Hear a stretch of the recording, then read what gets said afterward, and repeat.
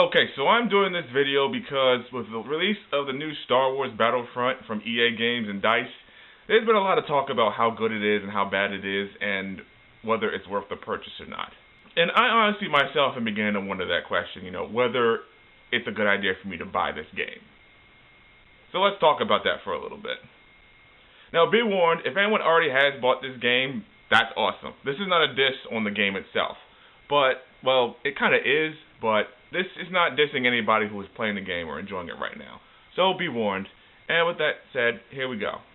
So a lot of people have heard the hype about the new Star Wars Battlefront that came out this year, ever since they debuted it at E3. And well, naturally, there's a whole bunch of hype, so people want to go play it. Or first they want to buy it first, and then play it, and then, well, hopefully there'll be a Battlefront 2 in the future afterwards.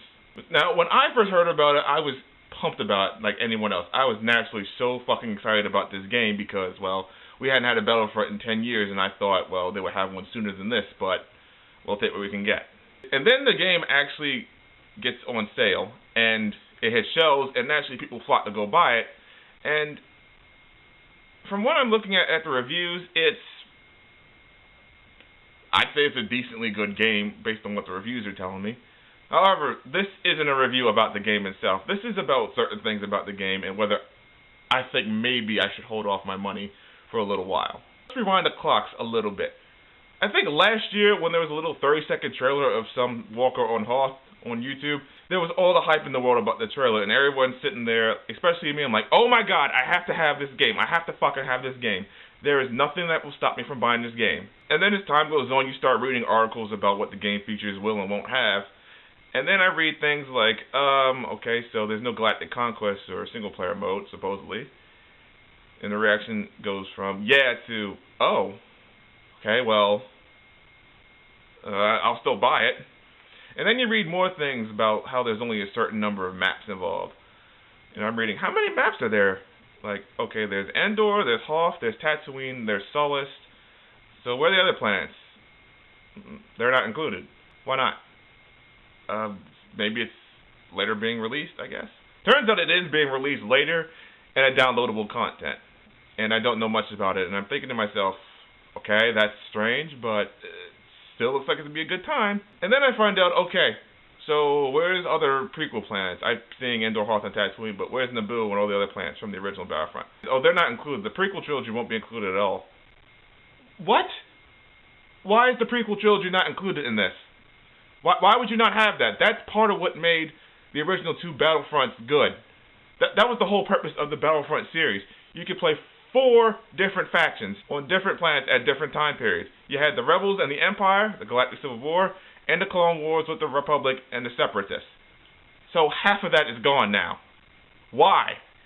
There's no Galactic Conquest, there's none of that.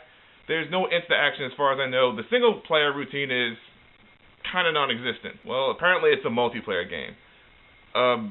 Okay, so it's carried to multiplayer. That makes sense. The other two had multiplayer on them as well. So where's the rest of this stuff coming in? I mean, where's the rest of the planets? Are they coming in at some point? There's got to be space battles or something. Now, as it turns out, there's no space battles. There's no space battles. Well, actually, I'm a little bit on the fence about that because there weren't space battles in the very first Battlefront either. They were just ground battles where you could hop in an X-Wing and fight the TIE fighters a little bit off the ground, so I'm kind of on the fence about that. But still, so where is all the stuff at? Well, it's apparently in the downloadable content. Why is it in there? So, according to what I've been reading, downloadable content, which is actually in a season pass, that's $50 by the way, $50 fucking dollars. There's about 4 new maps, which is probably several different planets. You get 16 or 20 or something different items and vehicles. You get some new hero skins, new heroes, some other features. And there's also a Battle of Jakku downloadable content that isn't available until December. But it's still November, so we have to wait like another 2.5 weeks for the fucking thing to come out. So basically, what we're being sold is a fraction of the original games for $60, mind you, $60. So all the other good content that is being in the game is another $50 for the downloadable content. Do the math. That's $110 for a decently sized game. $110 fucking dollars, and I just can't get with that. That's almost the price of 2 full games right there.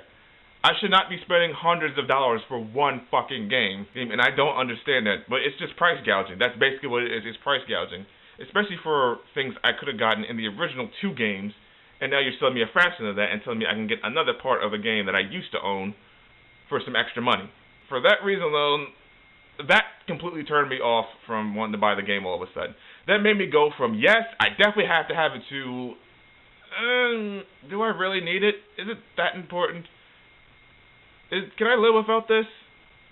Seriously, I should not be looking at a video game, and that alone turned me off from it. Bear in mind, these are the original 2 Battlefront games. Battlefront 1, Battlefront 2. This came out in 2004. This came out a year later in 2005, and I've had these ever since, and I'm going to play them later tonight, just for old time's sake. Now, Battlefront 2, let me talk about this one, because this is the more recent one out of those. This came out in 2005. That's almost 10 years ago. And it featured, from what I understand, 18 planets, or 18 maps, with the exception of Tatooine, which had 2 different maps. You had Coruscant, Dagobah, Felucia, Endor, Hoth, and all of those.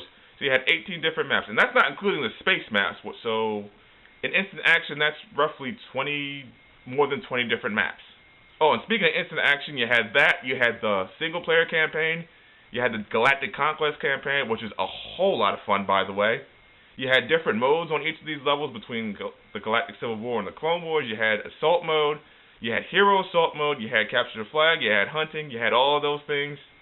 And they were all included. And not to mention you could play all 4 factions. And you were in space. Now, oddly enough, there was some downloadable content released for this game about a month after. But this game cost about $50 brand new at the time, so that's not too bad for a PS2 game. But the downloadable content featured a couple new maps that were actually taken out of the first game. One was Yavin 4, 2 of them were Renvar, and 1 was Bespin. So that's 4 additional maps, in addition to the well over 20 that we have on the game. And you had some extra heroes and hero assault modes for everything else. And I researched it, and it turns out that was sold for roughly $5. $5 fucking dollars. That's chump change. That's a fraction of what people would be paying for this downloadable content now, and that just is down low dirty to me, and I couldn't deal with that. It's price gouging at its highest, and it's totally unnecessary. I mean, I get having downloadable content is good because if you want to play something extra, have something extra, but not for $50. No, that's just unacceptable to me. And the worst part is we all know someone out there is going to buy the downloadable content. Someone out there is going to shell out the $50 in addition to the $60 they already have, and, well, they've got a full game for hundreds of dollars, and there's probably even more stuff out there for it. But the point that I'm getting at is that all of that nonsense, all of that information, all of those special features really needed to be in the main game in the first place, and not just as extra content that actually was original content in the first few games. You're basically just taking stuff out and selling it to us brand new, as though we've never seen it before. Which is actually odd, because there are people now who have never seen this game before, and this is the first time they're hearing of it, and they think this is new, and it's not. Just like the fact that downloadable content for games is not a new thing. It's been done with several other games before. Call of Duty, Titanfall, Destiny, Assassin's Creed, you can name them, the list goes on and on and on. But it's just completely unnecessary to pay $50 for extra content in addition to a $60 game. I'm not doing that. There's even people who have probably already bought the game, have already bought the extra content, and are just sitting there like, this is fucking bullshit. Yeah, I just paid $100-something for all this. This is all fucking bullshit. EA doesn't really care if you think it's bullshit or not. EA doesn't care if you say fuck them or whatever. You've bought the content. They care about your wallet. You've bought it. What's done is done. You can't undo it now. They see your wallet, and that's it. Again, this is not dissing anybody who has done it already. This is not a diss to people who have the game already and are playing it, because if they're having fun with it, then they should have fun. They should get the most enjoyment out of it. The point I'm getting at is that all that downloadable content is just, for that type of price, is just taking away from things, and that's not how it needs to be. Because it's really easy to get suckered into paying that kind of money at first, and then microtransactions later as time goes on, and you have extra stuff for extra dollars, and before you know it, you spent nearly $200 on something, and you don't want to do that. So, in conclusion, am I actually going to buy Star Wars Battlefront this year? The answer is maybe. I could, maybe. This is a far cry from when I originally said I'm definitely buying it. So now it's a maybe. I mean, I don't mind paying the $60 for a main game. I mean, for a PlayStation 4 game, that's pretty standard. It's just everything else. Because I'd probably give it a temptation that easily and just get the $50 content because I'm not getting the full experience that I probably would have gotten for any other game. So that's pretty much my emphasis or rant or whatever or what have you. So let me ask you, what is your favorite Star Wars game of all time? And do you have the new Battlefront, yes or no? Have you bought the downloadable content? What do you think about it? You can give me an honest answer. I've already spent several minutes ranting about it. So whatever you think, leave me a comment below and tell me how you feel. Also, don't forget to check out my Twitter at AsteroidMike. Don't forget to subscribe to my blog. Don't forget to subscribe to my channel too. You can click on the link below or on the next slide. Please, it would mean a lot to me. And as always, I will see you around.